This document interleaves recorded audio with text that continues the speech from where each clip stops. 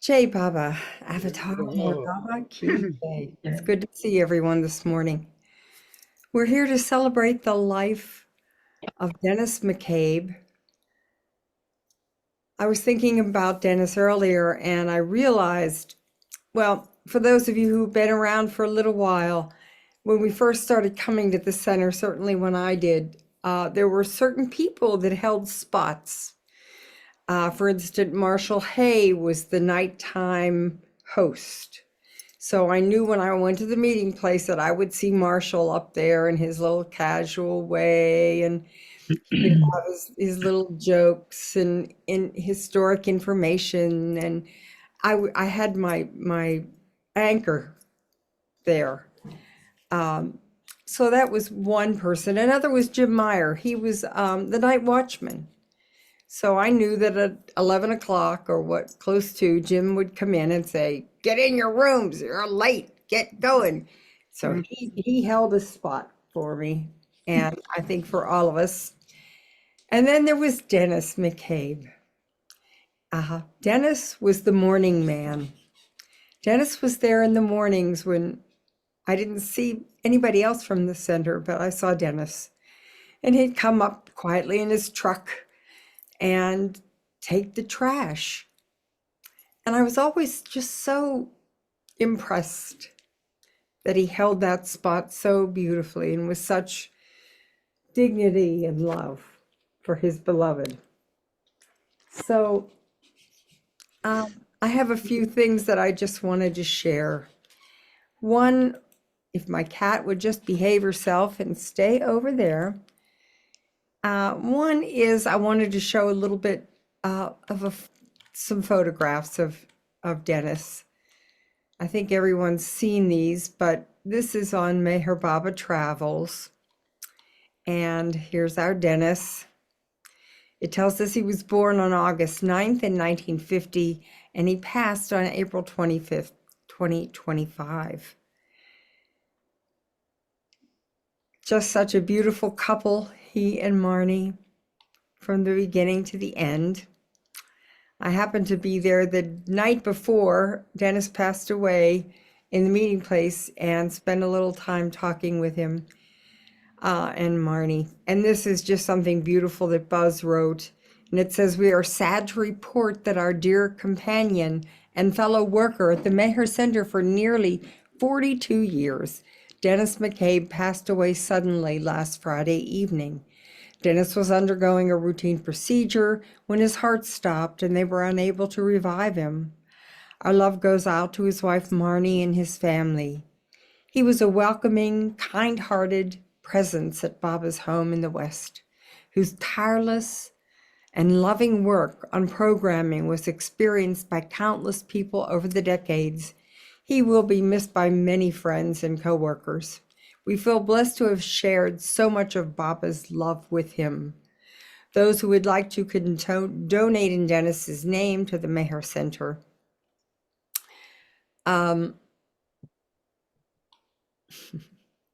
Yeah, the night before Dennis passed away, there was a program, and some old friends of Dennis and Marnie's were in town. And so they had a wonderful meeting. And the next night was Thursday night, and that's the night I saw them. But Thursday morning, I was in my cabin in the cove, and morning time and the birds, and then Dennis. And I looked out, and he had flung this big trash can over his shoulder and was walking down the path carrying that big can. And I just thought, gosh, that guy still got it. So I happened to mention that the night before he passed to he and Marnie. There is an obituary, and I wouldn't mind taking a moment and just reading a little bit because I don't know about everyone else, but Dennis was a pretty quiet guy, and because of his quietness, I tended to be kind of quiet around him. So I never questioned him. I never said, "Where are you from?" Blah, blah, blah. So the obituary gives a little bit of a background, and some of you probably already know this, but I didn't. Dennis McCabe, 74 years of Myrtle Beach, South Carolina, died suddenly on April 25th in Myrtle Beach. A memorial service will be held at 1 o'clock on June 28th at the Maher Center in North Myrtle Beach. So anyone who's lucky enough to be there can celebrate Dennis that day. Dennis was born on August 9th, 1950 in Evanston, Illinois, grew up in Deerfield, Illinois, and later attended the University of Illinois at Urbana-Champaign. After graduating with his bachelor's and master's degrees, he ultimately moved to Myrtle Beach, where he volunteered and was eventually hired to work at the Maher Center. Dennis served on the groundskeeping staff and also as a program organizer director for the next 40 years. His large presence and highly infectious enthusiasm at the center have been described as irreplaceable. During his undergraduate years, a childhood friend told him about Meher Baba, who became a major focus for the rest of Dennis's life. Meher Baba taught that God is everywhere and in everything. God is not to be studied, analyzed, talked, and argued about, but to be experienced. The human soul has the capacity to experience the presence of God, but our minds and emotional engrossment with the material aspects of our lives prevent us from fully experiencing His presence. Dennis began to study the life and teachings of Meher Baba and was profoundly drawn to become involved with the Maher Center in Myrtle Beach. Dennis was also an outstanding athlete. He wrestled and played football at Deerfield High School and then received a scholarship to wrestle at the University of Illinois, where he excelled. Dennis was a passionate lover of all sports, but he was known by anyone who was around him for longer than 24 hours to be a die-hard fan of his Chicago teams. Later in life, he loved to run and play pickup basketball games, and for a time played in the local volleyball league. Since the early 90s, he could be found shooting baskets at Pepper Gettings Gym 3 days a week for an hour and a half, where he would meet and make friends with the kids of all ages in the after-school program, and he would follow their careers with great pleasure. The staff of the gym all knew him well and nicknamed him Mr. Three-Pointer. Dennis is survived by his wife of 33 years, Mardi McCabe, with whom he shared a lifetime of wonderful memories. He is also survived by his mother, Peggy McCabe of Deerfield, his brother, Philip, his nephew, Andrew, and their children. Dennis was preceded in death by his father, Donald McCabe, who passed away in 1970. Dennis was a caring, thoughtful, and spiritual person who brought a smile to anyone who met him. He was a loving father, husband, brother, and he was a loving husband, brother, and son, and a devoted servant to Meher Baba and the Maher Spiritual Center, which he deeply cared about. He will be greatly missed. We remained resigned to his will, the one who knows what is best in all things. So, what else is there to say? I'm just grateful that I had opportunities to spend some time with Dennis doing music at the center. And that's another story, but I'm just going to stop talking because I've talked a lot now and see if anybody else would like to share a little bit about Dennis, some memories that they may have. I heard a voice. I'd like to share. Yay. All right. Hey, Gordon. This is the first time I've been on Baba Zoom ever, other than, well, the first time on Baba Zoom. But I felt like some of the stories that I have would just never be heard again if I didn't. They'd be lost in time. And to me, Dennis was really one of Baba's gems. And in my corny way, I say, we're here today to bring light to some of his many facets. Well, anyway.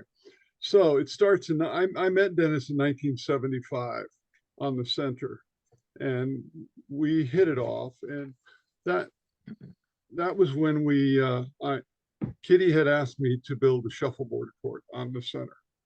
And so Dennis helped me with the shuffleboard court, and he was a great worker. And I don't know if it was the first time he worked on the center, but it was very early on when he did, and he enjoyed it. We used to play pickup basketball all the time, and we had quite an interesting crew of people who played pickup basketball. People you wouldn't think played basketball. Andy Lesnick, very good player. Also Hermes, who was a guard, and oh, let's see if I can think of some of the other names.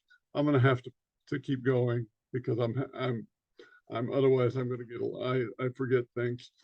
I started when Jane got me a job in 1975 at Community Volunteer Services, and I worked as building programs, after school programs for the children in the depressed communities there. And at the end of the summer, we had 3 weeks of a camp that we took about 50 kids each week, different age groups from the neighborhoods. They'd never been out. Most of their parents hardly made $5,000 a year. They'd never been out of the neighborhood. And we went to Table Rock State Park. And Dennis had been working with me. And Dennis was the guy who did all the physical activities there. He took the people rocks sliding on the rivers. They could slide down like you're on a water slide. He took them on hikes. He took them swimming. The kids absolutely loved Dennis. They thought this is the greatest guy in the world. And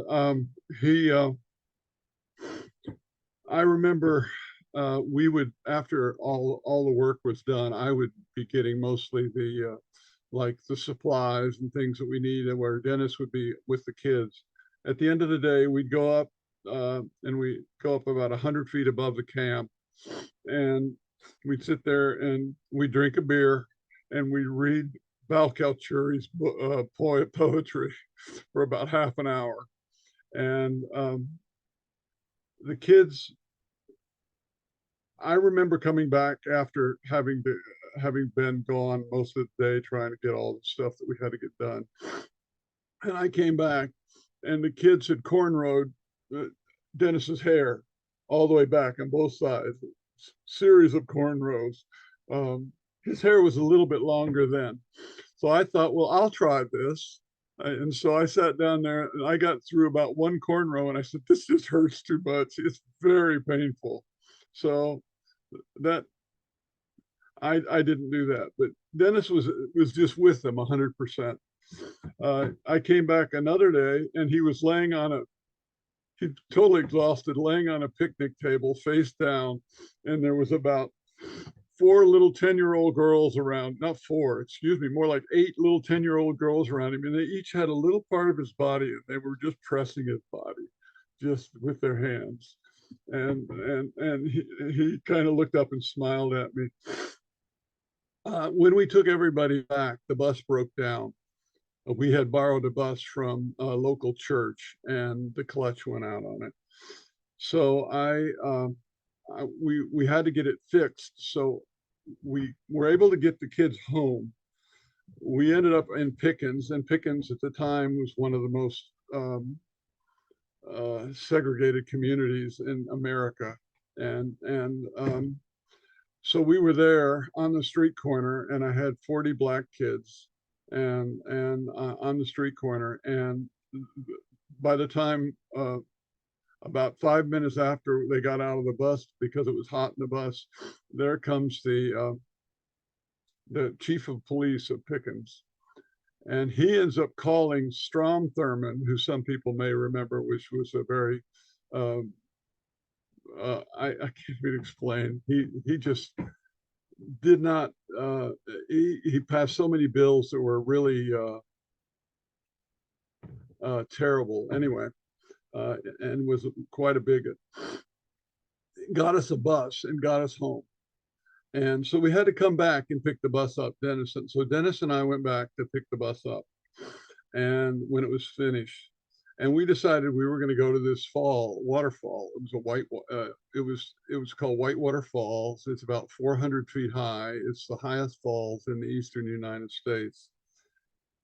And I remember we were at the bottom of the falls, cold water, and here's Dennis, and he's rushing up to the bottom of the falls and getting right in the middle of the falls and yelling out gusto. It's just one word, gusto, at the top of his lungs. And that night we slept at the top of the falls, and he had his sleeping bag up a little bit further in this cave, kind of an overhang, which was kind of a cave, and he was way up and I was down further.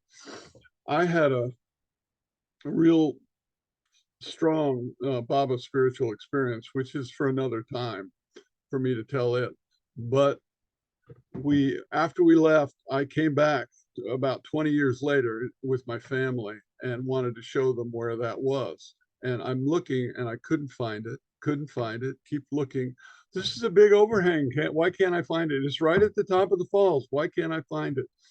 I finally realized that the top of that cave or indentation, a huge rock had just fallen down and it was no more. The cave was gone. And so let's see. Next, the time in India. Dennis was a runner, and he liked to run. There was a torch run on Amartithi, and I remember running with him 3 times on Amartithi. And he would, we would have to, at the beginning, we would have to run from Marazad all the way down to the end of the road and then back again. And we had to do it in 6 minutes. This was Pendu's idea that what we had to do. So Dennis was able to do it easy. I had to train. I wasn't such fast. I was a fast runner, but not a long distance like that. So anyway, the one time that I took the torch in, I believe Dennis was with us as well. Taking the torch in was really nice because you would go right through the crowd and you'd hand the torch to Padre and you were at the Duni, and Padre would light the Duni and make his Duni speech, and it was very interesting. So anyway, we are getting back to what happened at the beginning. At the beginning, we're in Marazat, and all the runners crowd in Baba's room, and Pendu, who was not really very mobile at the time, would lean down and he would light a match and light the torch right next to Baba's bed. And then then the torch would go and he would hand it. And I remember him handing it to Dennis. And Dennis runs right out of the room, right out of Marazad, right out of the gate in the front, down the road. And we all get in the Jeep and are coming after him. So we would take turns until we got there. So we got into town and all of a sudden we stopped. And I'm wondering what's going on. The driver says, just a minute. You know how that Indian drivers, they just say something like this and they don't give you any reason that they're doing, why they're doing it. What he did was he went into his house and he got himself a cup of tea, sat down, drank a cup of tea, and then he went back out and we started running again. So I'm thinking no tea for us now, but so we kept running. We had run at that point probably about 8 or 9 miles. And then we were winding through these streets in Ahmednagar, and we make it past the railway station and make it past the moped factory. And we're right out by about a mile from, or half a mile to a mile. You can see the crowd. That was how close we were to being there. And we're at maybe Marishad or something like that. So anyway, we were told at that point we got there too fast. So what we had to do was we had the torch and we're running in place, not going anywhere, just running in place. All of us are down from there and running in place. And then we brought it in, and it was very interesting because afterwards we walked up with the torch, and all the Indian folks are coming and getting the duni and doing the kunku on their head and all. Um, let's see.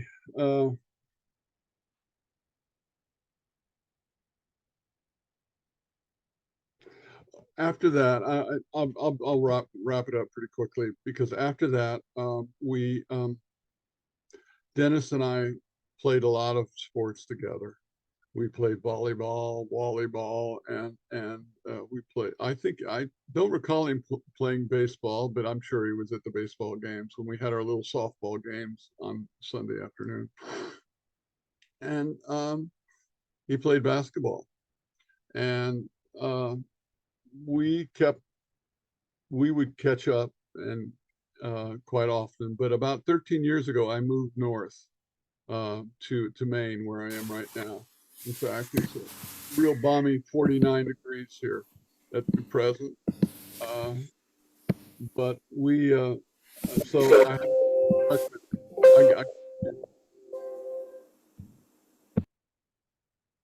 I got a chance to be in touch with him, and we talked for about half an hour on the center a year ago or so. But the last time I've seen him, but I was really shocked. I felt so much like so many of my memories were tied up with him that I felt like um, that there was just an emptiness when I heard that he had passed on. A lot like the same thing that happened to me with Bob Brown when Bob passed. But anyway, I'm sure that we'll meet up again at some point in the future. And I appreciate you all listening to me for my extended conversation here. Thank you.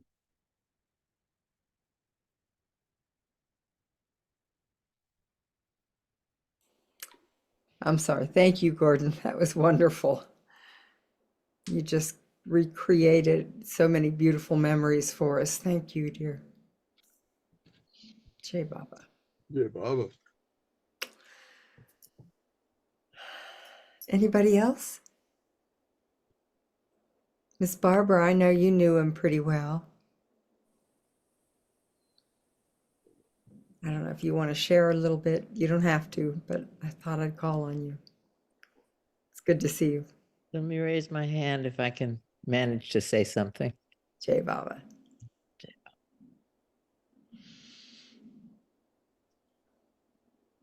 Anybody else want to share? All right, Mr. Ralph. Jai Baba.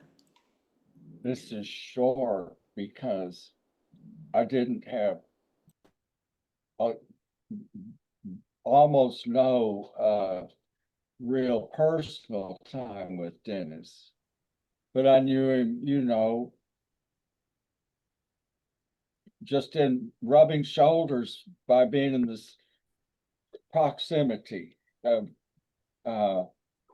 put us together or in the same place, And I remember I was very sentimental about when Gordon reminisced about Pinto lighting the torch in Baba's bedroom. And I remember those moments. I was present for some of those times. And it reminds me, Dennis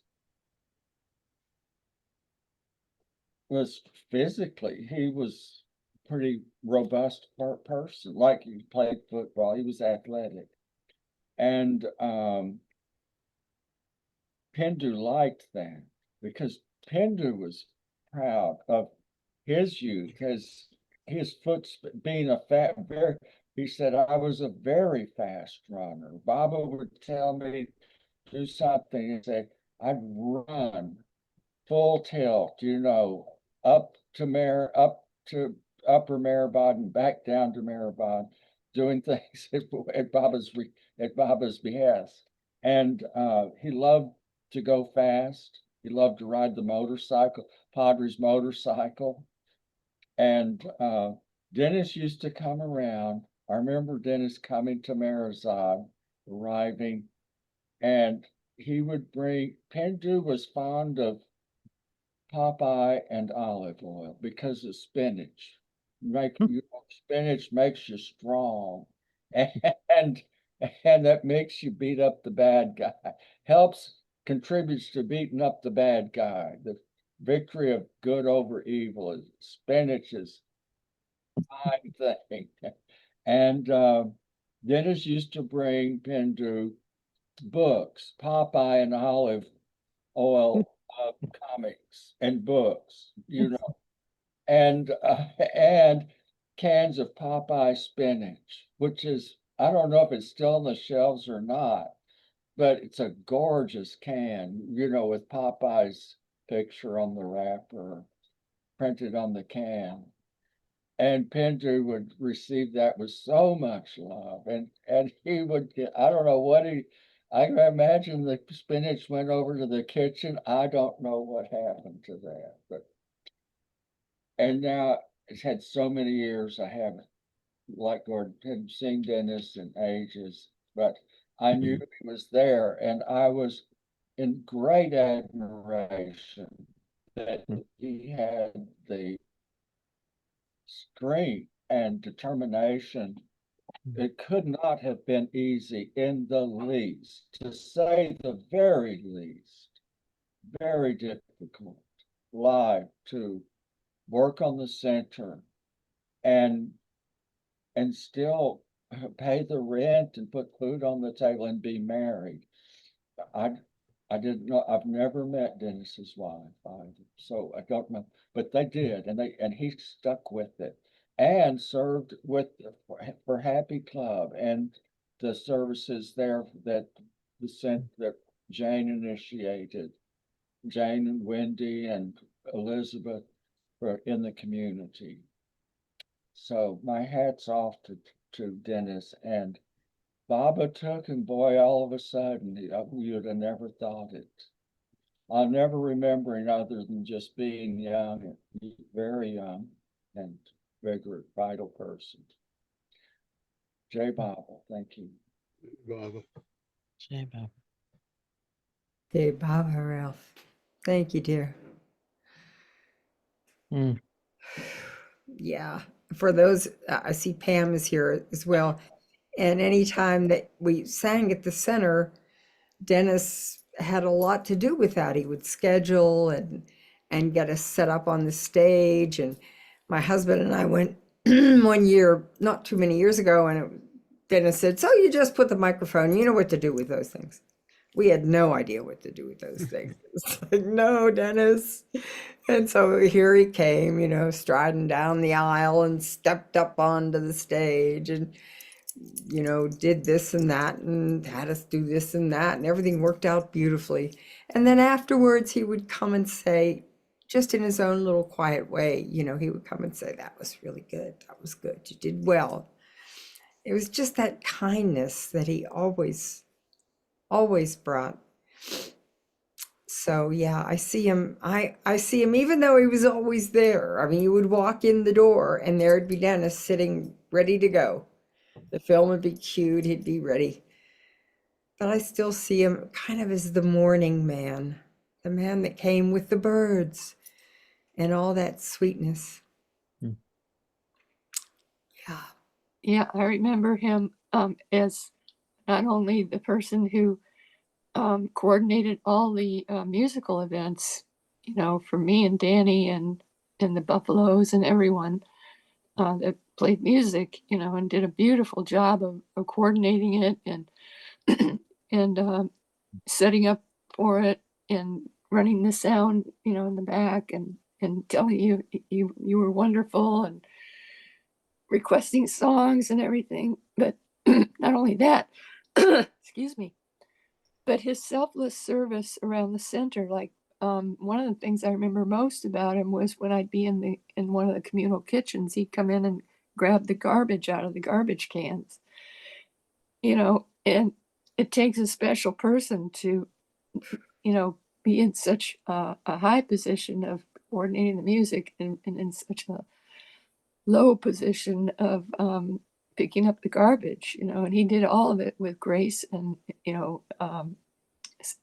humility and everything. And give me a big hug every time he saw you, and just a really sweet, sweet person. And, he will be missed for Mm. many, many years by many, many people. And Mike Miller, I don't know if he's going to join us, but in case he doesn't, I'll say briefly that he and Dennis were bellhops at one of the hotels in Myrtle Beach when they were young.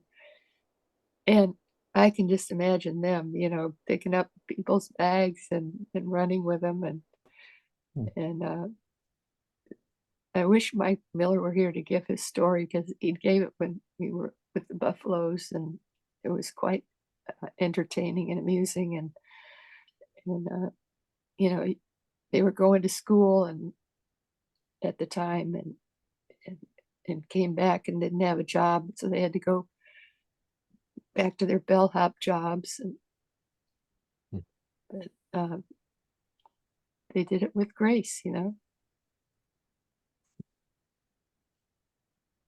So Jay Baba, Dennis, we miss you and love you, and thank you for all that you did. Beautiful. Thank you, Pam. Jai Baba.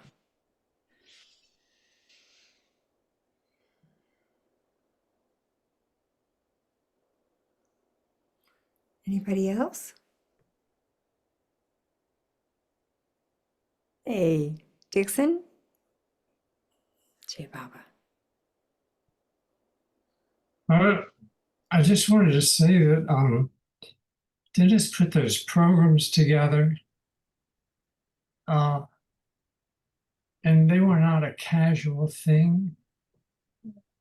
He worked hard. He looked at the calendars and Baba's life and looked what had been recently shown and what had not been recently shown, and went through the archives and just pulled those together.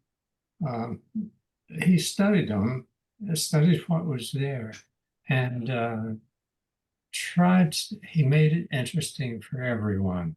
And I think that was what was so important, that Elizabeth and Kitty wanted, because so we would go every week, every time that it's open, but there would be people there who was their first time, and he always had that in his mind. It was especially for them. So I just wanted to say that. Yeah. And I'd like, on a lighter note, who could forget Dennis leaping off the stage? Everybody holding their breath, but he never fell. He was never going to fall. If he were still here, he would not fall. If he lived to be 100, he would not fall. He just leaped off the stage with abandon, and there he would go, after taking care of somebody's microphone or whatever he was doing. And I remember he used to like to ask me to read something at the center. He said, because I was reliable. He had me say, can you read this? Yes, I love to read it. I never said no when he'd asked me to read. He was just delightful. And Marty, equally delightful. A hobbit. He used to tease us about being hobbits because we're vertically challenged. Yeah. So in our last lives, Marty and I were hobbits together, I think. And Dennis used to get a kick out of the two of us being short. So delightful people. Love them. So sweet. Jai Baba, thank you both. Dixon, thank you for bringing that up. I know Marshall did that for years. And then when he stopped, I would hear Dennis's voice. And it was so clear that he had taken time and studied, and he'd tell you what year and where and who the people were. And just, it helped me become more engaged with the films that I was watching. And that was his kindness. Baba certainly showered him with so much love and grace and kindness.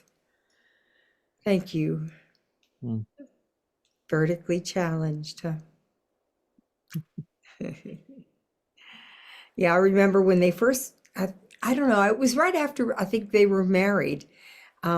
Marty did a map of Maribod. I don't know if anybody remembers that, but Dennis gave us one of those maps.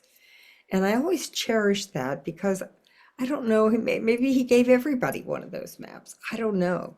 But I felt special. He made me feel special, like my connection to Baba and in India was just sweetened by her map.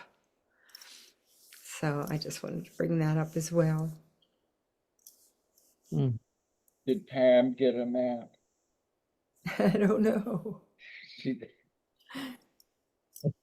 This was many years. This was back like No, 70 or oh 72. yeah, wow. we came to Baba in 93, so there weren't any maps then. You found your own way without a map, did Yeah, you? Baba was your map. right. Yeah. Oh.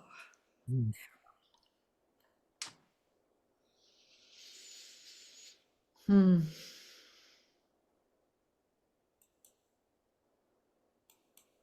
Anybody else like to share?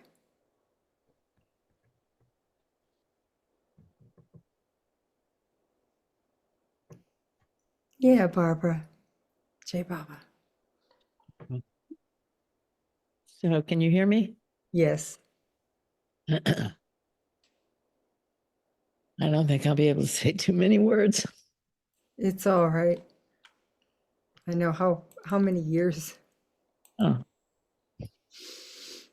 as long as Dennis was here. Yeah. I Yeah. was here. All of what you've just shared is so uniquely Dennis. All those special things that you know you love when you're going along with him, and my God, you really see and experience the depth of his dedication to Baba first and foremost, but to the center as well. And what he did was until he wasn't there anymore, you start thinking, good Lord, this was a miracle man. Because all those things, the care for friends, comrades, he felt everyone was his comrade who participated in programs, all the material that he had help with, but he was in charge of these records of what's been done every night, Friday and Saturday night. Just he kept records like no one else I have ever dreamed of. Notebooks and notebooks every day. You all know that, yeah. No. But it and the just everything you've all said is the miracle of him, and for him to go this way, perfect. Yes. And his work is in order.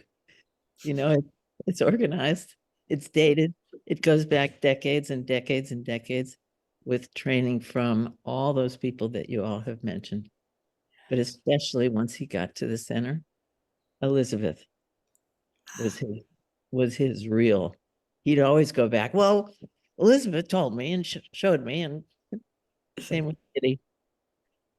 Oh my gosh! But as a friend and a comrade to me, you know, sometimes Dennis could be Dennis, and he could work an issue until we all were dead. And he loved issues, and he loved to share them, and he trusted me and I trusted him, and that's what it's a rare thing Yes, it is. to have someone with such an open heart, a dedicated spirit, and faithfulness to what he took on. when he first started working with Marshall. There was a challenge right there. Anyway, I won't say anything more, but I so appreciate, that's why I came, was to see and hear, the community's wide community, how people are feeling about it, their memories, and it's very sweet. Thank you for organizing this. Baba. Jay, Yay, Baba. Jai Baba, Barbara. thank you. Yeah. God, 50 years. Mm, It's a long time to hold that yeah. sweet love in your hands like that. Mm. Baba. Yeah. Anybody else? But Wanna share? I'd want to ask Barbara. She probably may have some good stories. Walter Witkowski and Dennis were quite a pair. In fact, Dennis get around the workers, Jeff or Malcolm. There was always entertaining episodes of just it being, and I thought maybe Barbara might have some anecdotes in that regard. I can't remember specifically enough to make a story out of anything. I have vague, I wouldn't call them vague, but just memories of it. I wouldn't know how to relate it. Yeah. Mm. Walter too would have, I don't think would have, well, I better be quiet.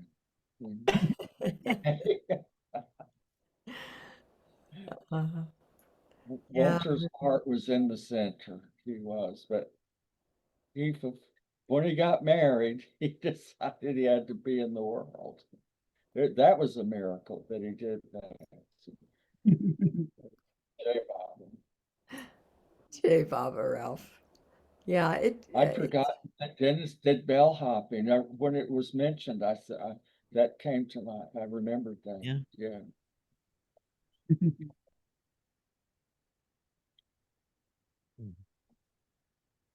Mm. Well, I see Betty and Ken are here. I don't know if you would like to share a little bit about Dennis. All right. Hi, it's so good to see everyone, and thank you for giving us this opportunity.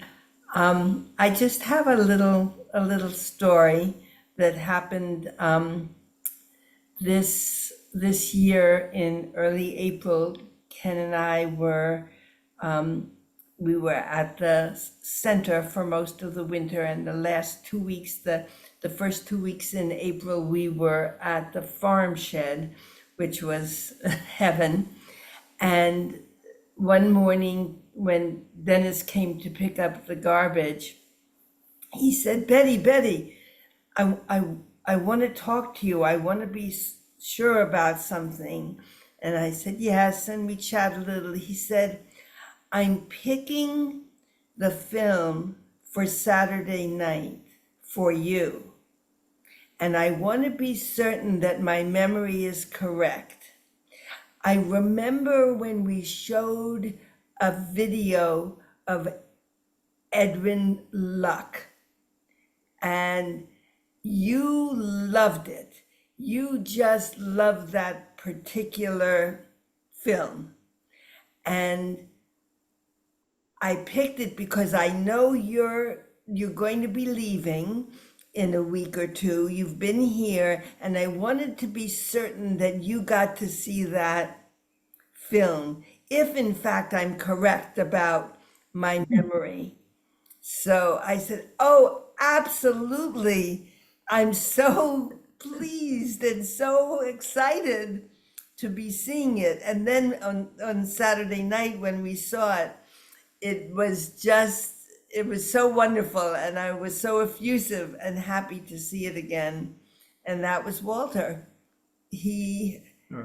you know, and he did all that, but not with bravado, just with dedication, with devotion, and with concentration. He paid attention. So we were very touched. We were very touched by Dennis. All, you know, every week. Yeah. We were two of the stalwarts who went to the Friday and Saturday night films, especially this year. And really, I think he appreciated our presence too. So, you got anything? Yeah, he was always there and such a marvelous presence. And he was very interested in finding, what worked for everyone involved in scheduling concerts and things like that. And I mean, he was so thoughtful. It was one time he set up the microphones and everything so that I could go in the day before and just work out how I wanted to sit and where I wanted the microphones to be and that sort of thing. And he was right there. He knew his stuff, and he made it happen every time for over all that time. And I can't help but feel that the quality of sound in the entire universe and in the heavens and in the planes now is going to go up a notch because God's going to put Dennis in charge. So that's all I have to say. Jai Baba. Jai Baba. Beautiful. Thank you, Betty and Ken. Jai Baba, that just brings him closer. Well, Mike Miller did show up, Pam. Thank you, Pam. I forgot all about it. I'm so sorry. I'm glad you're here, Mike. Have you all told your Dennis stories already? Well, we've told a few, but we were waiting for you. Well, good. It's wonderful. I think maybe a lot of you heard them already, or some of them. And I have so many Dennis McCabe stories that I could probably take up a whole day of talking about Dennis and my friendship. Should I go on with it? I'll try to keep it to a reasonable level. Don't worry about any reason here. You're with your friends. Oh, great, great. We, Dennis and I met in Myrtle Beach, and we were from pretty much the same area in the Midwest. He was from the Chicago area, and I was from Milwaukee, so we had that in common. We were both Midwesterners, and we both decided to move to the center at any cost. And in those days, it was the early 70s. And some of you, I see, you're old timers, you remember those days. And there was no work to be had. But we had to go find work anyway. And Dennis was, as I just learned, I didn't know everything about Dennis. That when his father died, he went into kind of a tailspin. And I didn't know that. We talked about everything else, but I guess we didn't talk much about our past. And I was moving there from getting off the road and divorcing my first wife, and I was in quite a low emotional state. And Dennis and I met and became fast friends. And we shared experiences, and we both had to go out and find work if we wanted to stay in the center, which is what we were determined to do. No matter what, we want to live in Myrtle Beach and be around the Baba Center. So we started looking for jobs, and that's where the funny stuff really happened. I don't think Dennis had a car, and I did have a car. So we go to the same places, or I'd drop Dennis off at a spot to look for his job, and I'd go to my spot to look for a job. And both of us, it was not unusual in those days to fail at job, like get jobs, and you'd have like 6 different jobs in 1 month, and they all fell apart for some reason or another. And we get together at night and compare stories of how you could only laugh. You could only laugh at it. And Dennis had such bad luck. Just when we thought it was at the bottom, Dennis bought a car. He actually got a car, and he's, oh, great, I got wheels now. I can go look for work, and things are going to get better. On the way to a job interview, the engine fell out of his car. Just fell out, and never heard of such a thing. And Dennis told me, he said, I just gave up. I gave up. I just went by the side of the road and put my head in my hands and said, I don't know what you're doing, Baba. And people stopped to ask him, can I help you? And he says, well, not unless you know how to put an engine back in a car. No, you can't help me. So he was kind of down on his luck on that one. But there are many other stories. I guess I told you the Hilton story. We both were, have you heard, did I tell you, did you hear this one already?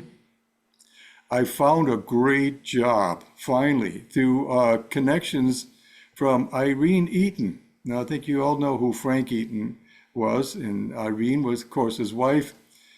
Everybody loved Frank and Irene. All the townspeople, all the locals loved Frank and Irene. They'd do anything for them. So she was working at this restaurant where I was working for a time, and the bell captain of the Myrtle Beach Hilton would come in there to sit there and smoke his cigars, his Swisher cheroots or whatever they were, and act like a big shot because his wife worked there. She was a waitress. And Irene went right up to him and said, you should hire this Baba boy Mike. He's a good Baba boy, and you should hire him. So I went over to talk to him, and he was a Texas redneck, and he was, so you one of them Babas? And I said, yeah, I'm one of them Babas. And he said, what, can you do hard work? And I said, yeah, I can work hard, because he was in bell captain. He was in charge of the bellhops of the Myrtle Beach Hilton. And that was its 2nd year in existence.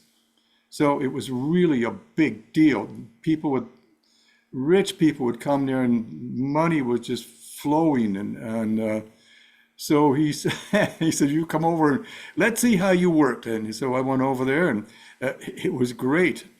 It was great. We worked for tips, of course, and it was outstanding. And I almost immediately, well, not immediately, but I got myself out of poverty working at the Myrtle Beach Hilton as a bellhop. And the bell captain liked me so much, he said, you got any more of them Babas over there that would like to work? And I said, yeah, I know just a Baba who would like to come and work here. And so I got Dennis working there, got Dennis a job, and both of us, we went crazy. It was still seasonal, very seasonal. The season started after school let out and would end on Labor Day. It was just like the axe would fall after Labor Day, and there was no tourism anymore. So we would work like crazy and made all this money, and then we go to India. We could afford to go to India for like 3 months. And in those days, India was a lot cheaper than it is now. What was it?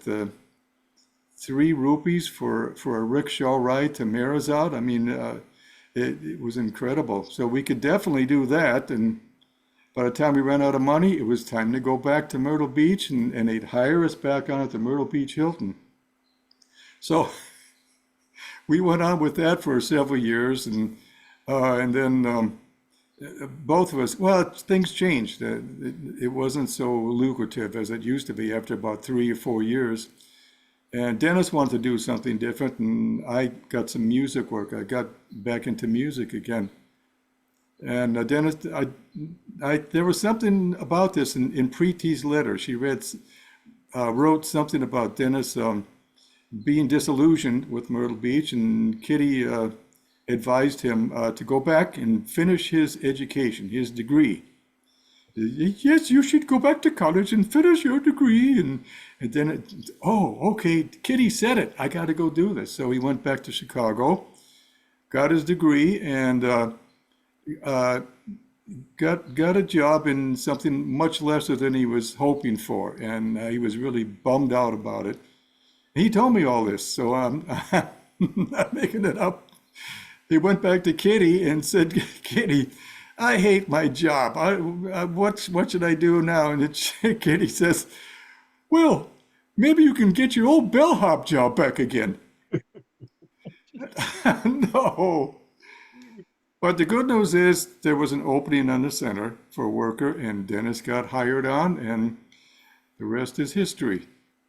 So a lot more stories and humor stories, but I'll stop at that, I guess. But yeah, we definitely shared a lot of things together, and the disappointment and also the fun of living in Myrtle Beach and the advantage of being by the Baba Center. It was an amazing life. I have more, but I'll stop at that. I don't want to bogart the whole meeting. Oh, come on, say some say some of the funny stuff, Mike. We You want want- to Mike, what was his degree in? What degree did he get? It was physical, not physical education, but something like that. Because Yeah. Dennis was an athlete, Yeah. and he was very strong, and that's why he did so well as a bellhop. We had carts, pretty large carts for hauling bags, and Dennis would stack like 2 or 3 rooms on these carts like this and just run with the cart.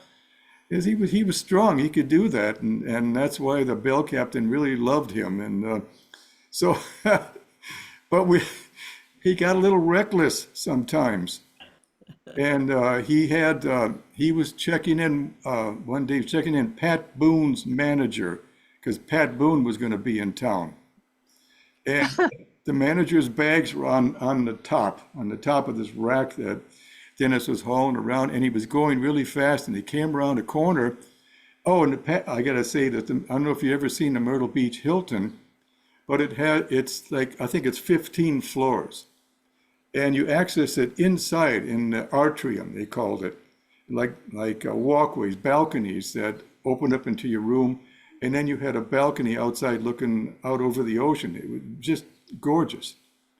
So Pat Boone's manager is coming in, and Dennis is just hauling butt because he's got 2 other rooms on the cart, and on the top floor. I think it was 14 floors, the top floor, and he comes banging around the corner, and Pat Boone's manager's suitcase falls off the cart over the railing and down 14 floors. Oh Yeah. my God. But before it hits, there were like, what do they call them? There's balcony bars there, just one level up from the first floor. And there was like little circular seating areas that would come out with a railing around it. This suitcase, bam, hit the railing first and then crashed to the floor below. Yeah. There was another bellhop watching this happen, and instead of saying, "Heads up," he screams. He was, "Ah!" Bang! The suitcase hits. But I'll tell you, it really could have been a good argument for Samsonite, because all it did was put a dent in the Samsonite. It didn't bust open or anything. It stayed intact except for the big dent. So the next day, Pat Boone, you all know who Pat Boone is, don't you remember Pat Boone? I had to check in Pat Boone. And so I'm walking along with his manager, and the manager is saying to him, "You got to watch out for these bellhops. They'll throw your bags over the side." And so I couldn't say anything. So I took Pat Boone in and said, "Hope you have a good time here." And he stiffed me. He didn't give me a dime. Fine, that's okay. All right. One more, and then I'll quit. All right. Same thing here. Dennis had it was Sunday. And I don't know how it is in Myrtle Beach now, but they had blue laws. No liquor. You couldn't buy any liquor on Sunday. you had to stock up on Saturday. Saturday before midnight, because midnight there was no booze sold until Monday morning. And these people came in with a big jug of wine. I don't know where they got such a huge jug. And Dennis was walking pretty fast, and they said, "Be careful of that jug of wine. It's Sunday. Be careful of that." And Dennis said, "Yeah." So some of the balconies stretched out like that. Some of them stretched out to the ocean, and some of them stretched in like that. And so there were some rooms you accessed from the outside balconies. And Dennis had such a thing like that. And he comes around this corner again and bumps the cart, and this big jug of wine falls and crashes on the concrete floor. Outside it was concrete because of the ocean wind and stuff like that, and salt air. So this big jug blasts, and all the wine seeped out of these, I guess they're called weep holes on balconies for water to escape. All this red wine is just dripping down the side of the hotel, of the Hilton Hotel. And the Hilton Hotel was bright white, stucco bright white. And all this red wine goes dripping down from the top floor all the way to the bottom. And it totally painted that whole area with red wine. They had to get the painting crew out there to repaint after that. Dennis didn't lose his job. He was a good worker, so they allowed him that kind of stuff. But we'd get together and just laugh like crazy about it. And he didn't know why it happened to him. He had no idea. What is Baba doing to me? And that kind of thing. But yeah, there were stories, but maybe I'll leave it at that. Like I say, I have a lifetime of stories with Dennis. But yeah, on the center this time without Dennis, it just was. I kept looking in the back at meeting place for Dennis. Say, I'm gonna say hi to Dennis.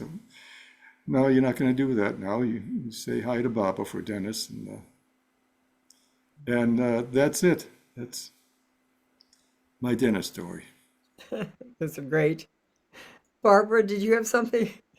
Well, just to piggyback on what you were talking about, Mike, I remember some of those horror stories. That's what they were to me. Like, you're kidding. But he never stopped being fast and for efficiency and energetic. So the same kind of things would happen. Of course, he collected garbage all through the decades that he worked for the center, right up till, he was still the trash guy. They had to haul it here and there, and there were always like giant bags and giant piles on the back of the truck. And so often they would go flying off, as he crossed the highway to go put them in the dumpster at the mall. It was always some kind of disaster like that. And spillage, and he'd put leftover food in the front seat of the truck, and it would end up, on the floor. But he never slowed down. I never saw that kind of cautious carefulness after somebody's been through something like the wine going down the side of the Hilton Hotel. It was part of his joy, I think. Just that's the way he moved. Efficient, fast, completely full of the details, but just moving like an athlete. Right. He could laugh at his mistakes. That was another. Oh my God. And he would laugh. Yeah. Anyway. Yeah, in a way, he left. It's like he hopped off the stage. He left the same way that he used to do, hopping off the stage. Yeah. We were all shocked. We were shocked. Yeah.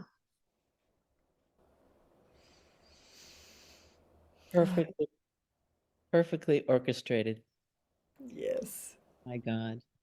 And he deserved it to be perfectly orchestrated for him, for his life and his passing. It's hard to swallow. It is. It is, but I agree. I've had a few procedures in my day, and I have laid on the table getting ready to go and thinking of Baba and trying to take Baba's name before they put you to sleep and thinking, well, this would probably be the way to go. Just go to sleep and move on. But it is hard to swallow. Mike, thank you so much. So many great stories. Yeah. I couldn't help but love the wine story. Where is the wine? Well, Dennis just poured it down the side of the Hilton Hotel. Marcia, Jay Baba. Well, I met Dennis when I first came to Myrtle Beach. I was lost in the woods by the barn, and he came to pick me up a couple times in the garbage truck. And then I was fortunate the last time I stayed on the center, I had seen him the day before, doing the garbage, and we were talking. And then I went to the last performance, and I saw him walking by the stage, and I said, he looked really tired, and then the next day I got the news that he passed. Yeah. So he was a real gift. Jai Baba. Jay Baba, Marcia.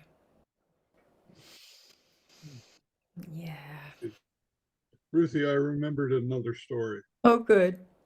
Yes, Gordon. So we were coming out of the meeting hall, Dennis and I, and we were talking. And as we got down past the green cabins and we're going down that path right there, there was a snake that came. It was a copperhead that came across the road. So we didn't have a shovel or anything. And so I decided I was just going to do it with my shoes. So I put my foot down behind its head and took my other foot and kind of scratched it out and then threw it off the side of the road saying Baba's name. And that was fine. Dennis and I got finished with that. So about a week later, I was going down the road, going down between the library and the Baba's house. And another snake came on, and I thought, oh, this worked so well the last time. I'll try it again this time. So I did, but I didn't quite get its head right under my foot or near my foot. And the snake reached around and bit me in my tennis shoe. And I snuffed it out and took the shoe off, and there wasn't a bite mark. So that was it. So this is one of those stories I can't tell my wife because she doesn't like snakes.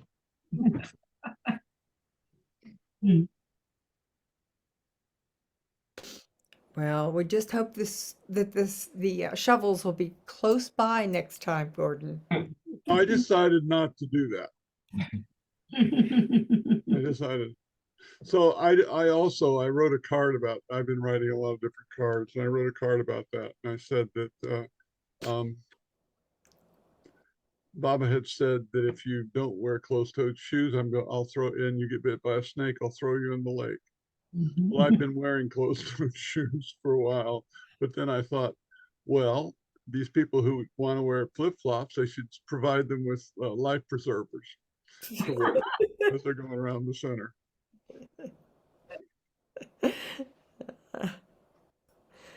Oh, well, anyone else have anything they'd like to share? I have one more Dennis story. Yeah, Mike, go ahead. He and I would get together and talk a lot about, the center and the, oh, actually, the shuffleball court that I don't know if anybody uses it. Dennis and I actually laid the ground for that shuffleball court. We didn't do the paving, but I think Malcolm must have laid out the parameters for it, but we shoveled dirt and got it all nice and level. And then they came around and put the paving on. We didn't do anything with that, but so when I see that shuffleboard court, I remember Dennis and I doing that. I think it was the first time the center shut down for a month, I believe it was, to do all kinds of work that needed done in the center. So I volunteered for that. I don't think Dennis was working there at that time. So we both were volunteers, and that's one job we did. He wasn't. What's that? He wasn't working there then that I know of. But because I put in the shuffleboard court. See, For for the the time connection. did the work, and I looked at it the other day, and I thought about it being 50 years old, and when I was at the center, and it's still not cracked. It's still working good.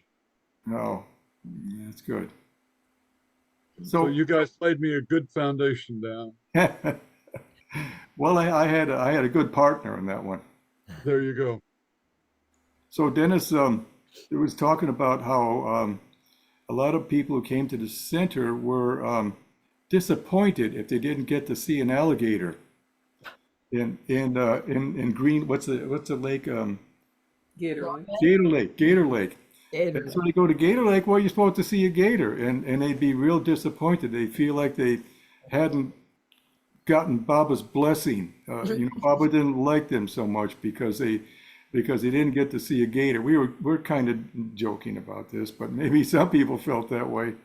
So we came up with the idea that we'll get a gator outfit, and Dennis can go float out in Gator Lake, and he's a good athlete. He can swim, and he can lift his jaws up, but his head will be inside there, so he can't lift him up too much. And we went on and on about this, floating Dennis out there to make people's center experience full and complete.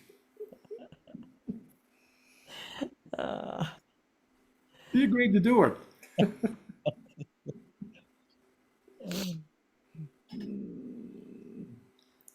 That's great. That's it. That's good.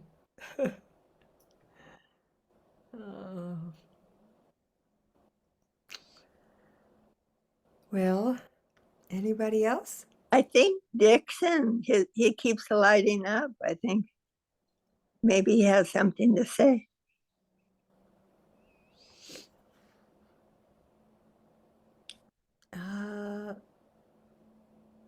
Dixon, did you want to add something? No, I said all I had to say. Yeah. And that was just about the programs and the care that went into those programs. Yeah. And we heard Mike tell the story about the bellhops at the center last time they were at the center. I think John Martell was also A bellhop somewhere. Yeah. There must be a Baba connection there. I don't think he was a bellhop, but he might have worked at the Hilton. A lot of Baba lovers worked at the Hilton. Somebody said he was a bellhop. I don't know. Yeah, there was a place called Rosalinda's. Mexican. Everybody worked at Rosalinda's. It was a whole Baba place there. You'd be sure to go and get a good meal and run into a friend or two while you were there.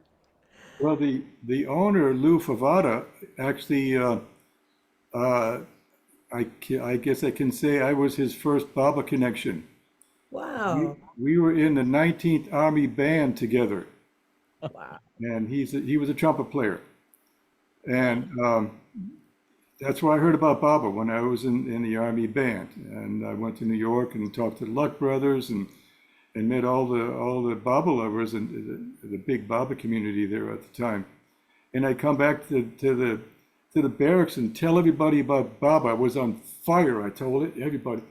Nobody told me I was crazy, and that was pretty unusual. I expected the worst, but everybody said, "Oh, really? Oh," and they were sort of interested. And Lou Favada, he did tell me I was crazy, and told me it was a lot of crap, and really read me the riot act on it.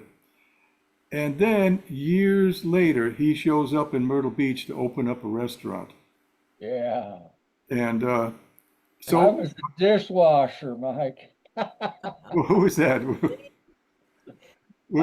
I was Lou's dishwasher at that Le Charolais, right across the road from the That's entrance right. to the Oh, center. that's Ralph. That was the fancy restaurant and it failed. Yeah, didn't do nothing. And then Yeah. you worked for Rosalinda's too, didn't you? Ralph? Yeah, because this is Dennis's story.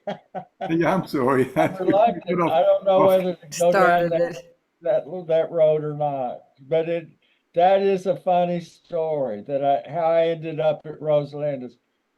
Yeah. Yeah, maybe you and is Lou still living? I don't know. Where are, I haven't heard anything, but I know don't he know. opened up 2 restaurants, and so he said, he was selling this at his fancy restaurant. He was selling this charolais. Evidently, is a fancy French cow, and you get your best steak from a charolais. Yeah, maybe I'm wrong about that, but that's what I heard.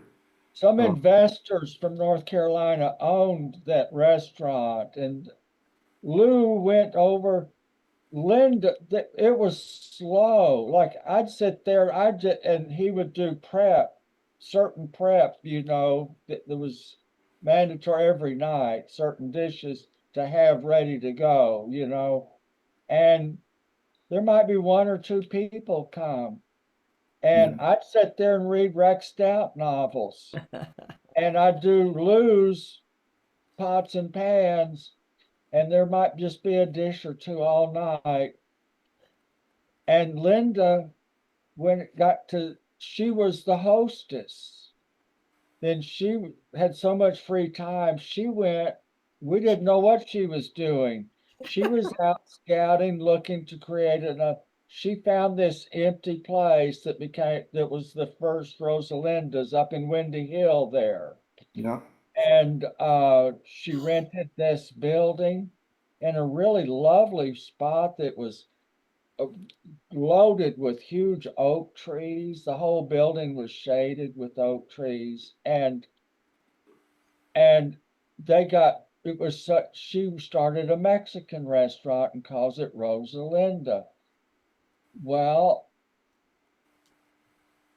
I'd reluctant to go on any further. It was hugely popular, but I guess the bottom line is Lou Favara, not a Baba lover, but at least a Baba liker. Anyway, he was surrounded by Baba lovers. Why did they end up right across the street from the center, though? Yeah. He was in Austin, Texas. He was the chef at the Hilton Hotel in Austin, Texas, that head chef, and he hired out to come to that. He left there and brought a whole cadre of young people with him who worked for him at the Hilton. They were so much into camaraderie with Lou and Linda, they followed them to Myrtle Beach. About 3 or 4 people did. Wow. Well, I'm just wondering, Betty, I see you're here. I didn't know if you had anything you wanted to share. No, I didn't know Dennis. Just looking to see what other people say. Yeah. Thank Yeah, glad you're here. All right. Well, I think we're winding down a little bit. I don't know if anybody has anything else that they want to bring forward. I do. I do. Yeah, Ruthie. Okay, I'll talk No, after Rosalie. Who's wanting to go? Because I can wait. It's Marilyn. Yeah, go ahead, Mary. Okay, I just wanted to say I really appreciated Dennis and all his efforts. You could see how one pointed he was on Baba, and just his thoughtfulness towards others, his kindness. He was so gracious. He really, truly was a humble servant of the Lord in so many ways. You could see it. And like you had that analogy of taking the garbage all day, collecting the garbage all day, and then running the programs and all the thought and effort he put into it. But I know he must have had so much joy. He received a lot of joy from from serving in that way also, picking out the films, the just right ones. And so often at the end of a meeting, I'd go over to him and I'd say, wow, that was so great. Thank you so much. Because I just felt like, he really, he put so much behind it. And he had a gift. He really had a gift. He did so much. And quite often, to show what a big heart he had, after a meeting, sometimes there'd be flowers up on the stage, in a vase for a speaker or something. And he would come over to me and he'd say, Marilyn, would you like to put the flowers in the lagoon cabin? I was like, of course, yes, yes. It was like, it just made my day. And he asked me frequently to do that. And I just always really appreciated it so much because it brought me right to Bob's lagoon cabin after a meeting, of course. And it's just what I needed. So he was just like a little angel for Bob, I think, just going around, giving people a little boost when they needed it most, maybe, before you're performing, before you're singing in the choir. He was there and giving you a look of, go ahead, and telling you later how you did a good job. And it was like coming right from Baba too. So we thank you, Dennis, and Marty too. And he will truly be missed. And I was in Florida for 4 months now helping my mom, and that was back it was from September to January. So I hadn't seen him, and then I came back and I got sick with the virus. So I hadn't been going to the center for quite a long time. And I missed seeing the films. But even still, when I recovered from the virus, I still wasn't going to the center to watch the films so much. And then finally, I think Charles came, and then I made sure I was there. And so it was just a few times. And I remember, I can't remember the film it was, though, or in what situation, but he was standing up on the stage. I think some of the people had been singing, and I just went right up to him. I said, that was so great. I said, thank you so much for everything. And those were my last words to him. So may it be so. Thank you so much for everything, dear Dennis, and your service, your life of service to beloved Baba at the center, and for all the people that you loved and helped. Thank you, Jai Baba.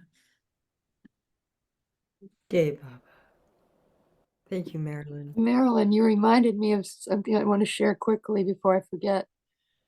I was told that Dennis loved animals, especially dogs, and he would bring a box of dog biscuits to the lagoon cabin and leave them under Baba's chair all night. And then the next day he would bring the dog biscuits to the dogs at the shelter and give them so much love. And I thought that was a particularly touching story. Thank you, Yeah, Pam. he had a very big heart for, everything, I think, right? Thanks for sharing that too, Jai Baba. Yeah, great story, Pam. I remembered something else Yes. I had thought of. Dennis, a number of years back, we had some tornadoes that came through Myrtle Beach. And Dennis lived down in that area where the tornado came through. And Dennis got in his car when he heard there was a tornado, and he started chasing the tornado. This is so quintessential that he would do that. And he chased that tornado until it dissipated. Oh, Yeah, he was a tornado himself. Rosalie? Thank you. Ante Baba. I actually knew Dennis from Berkeley before I moved across to the east and the center. I do remember he used to sell Baba photos. And I really wanted this Baba photo. It's like the ancient one picture. I was Rama, I was Krishna, you know, and I really wanted it. I guess he must have felt it. So finally, I was low on money, but I says, Dennis, I really want that picture. He says, sorry. He says, I sold it. But he didn't. He gave it to me as a present. So just like that heart quality.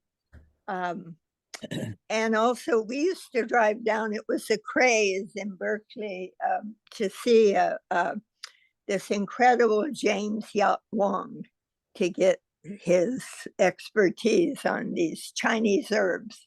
Right. So I would drive down. I didn't have a car. I'd ride down with Dennis, and we would sing all the way. We'd sing all these Baba songs all the way. Truly joyous, joyous. And then he told me, he shared with me, he was going to India one time, and he really, I mean, these were powerful Chinese herbs that were all made up, and they were in bottles, and it wasn't super cheap. I mean, it was costly.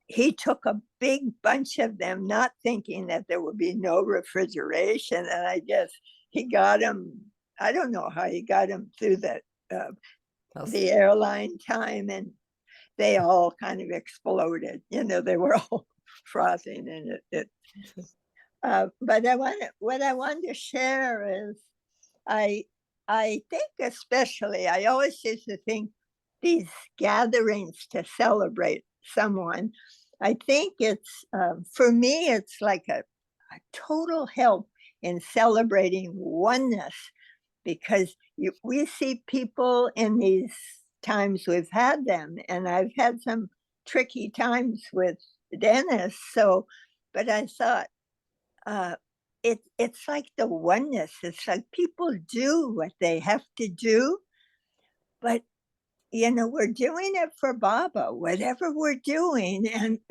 and this is the funny thing, because I would do this prayer dance that I had done on Baba's birthday. It was 3 minutes and 40 seconds to this incredible Baba song called Mayhair by someone in New Zealand that is on the other side. This precious song. So anyway, I did it in India, and it was Baba's birthday. It was Marazad, and it was where we would, the veranda outside Mandalay Hall, and the music came on, and I started moving, and I swear I thought, I am on the wrong planet. I could hardly move. And I would have what I call a mind attack. Where, what did you ask for this for? I actually asked Mara, and she gave me 3 minutes, you know. And somehow I kept moving through the whole dance, and it ended. And it was like, I couldn't believe the experience. So years later, I was back in Los Angeles, and I was talking about the experience, and this person said, that was the lightest dance I've ever seen you do. That was the most beautiful dance. And I thought, we're doing everything for Baba, even being mean when we're mean or whatever. It's all Baba's. And you know, so especially, I think especially as we're approaching a more diable years, you know, we have so many, it's like the Baba boomers, you know, boom, boom, boom, boom.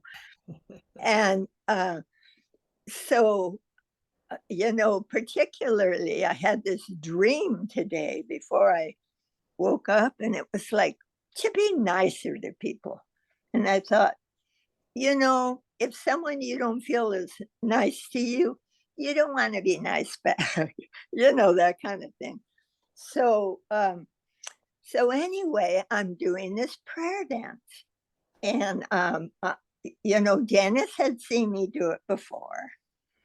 And he came up to me. It was the second time I did it. And he says, I feel very open before I'm doing anything public, a very sensitive point.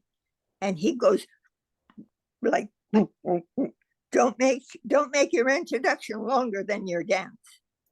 And it was like, whoa. So then he went back to his position and I shared. And after I did the dance, and I knew particularly I had to tell about that dance because it's like you do in your life what you do. You do it before you quotes come to Baba, and you do it after. And who could say why you do some things? I'm saying, sure, all of us think, why did I ever do that? But, things happen. And so I, in particular, I thought, he didn't get that dance at all. It wasn't a dance. It's the dance of life. That's all you have to give God. That's all you have to do, give Baba. And Baba is dancing it for you. We're not separate from him. And so when I come to these occasions and I hear, and I particularly make a point to come because I want to hear all about that person. Because I had my things. One was very heartful, the other was hurtful. And I thought, but life is precious. And this life in particular, this is, I would say this is pretty total transformation time. Baba's sealing off those 7 comings. This is no minor thing. And as he's manifesting, it's not easy. It's not easy. And I would say it's not easy getting old or older when it's not easy, And, it will have good outcome. But, I would say everyone's holding on as best they can. And I quote this Baba quote, hold on to my demand. Remember that I love you so that you can reflect my love. Be loving to all. Be honest, simple, natural, childlike. Even I repeat my own name. So everything we're doing in our lives, Baba's doing it. We don't even exist in a way. I will quote this one thing and now I'll be quiet, but our lives are precious. Baba's life is precious in us. It's beyond provisional ego. He is doing everything we do. And this, I quote this when it came through Narena Machabeli, one of these precious, I don't know what to call them, precious. So in this making believe, I hear him God as man. Be sure of this and never doubt and never hesitate to come to me for help. If it is for a tiny bit of mercy, come to me. If it is for a tiny bit of love, come to me. If it is for a tiny bit of joy that has no end, come to me. Jai Baba. Jai Baba, Rosalie. Well, let's take a moment of silence and remember Mayor Baba and his wonderful Dennis McCabe. Jai Baba.